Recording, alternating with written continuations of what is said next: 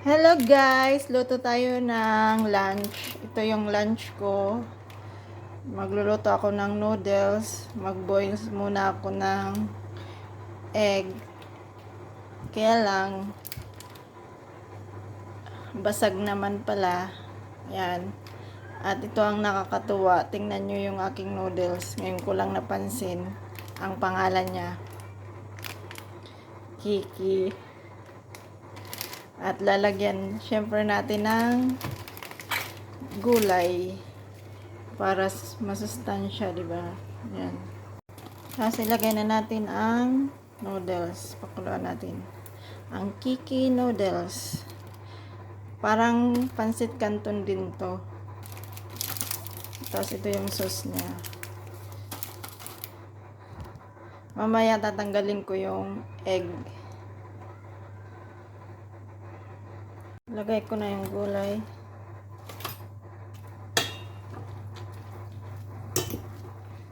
Tapos pag maluto na to, salain na natin.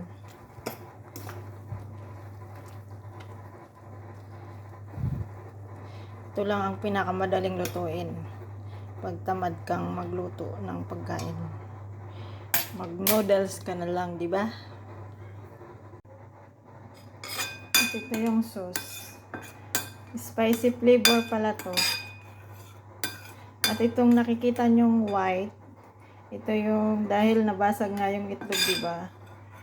Yung pinag-boilan niya, yung excess egg white, ayan.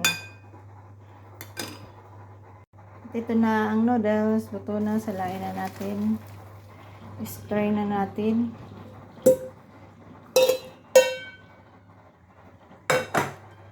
Ayan.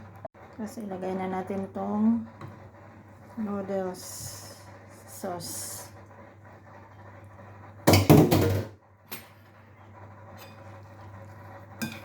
Ayan na, halo-haloin na lang natin.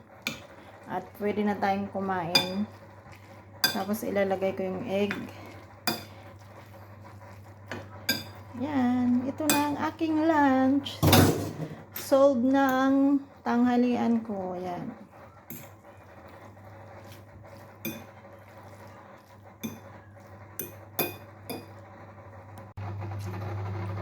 Kain na. Dito na yung noodle. Bigyan ko yan ng tip. Dapat, pag magluto kayo ng ganito, hindi masyado dry.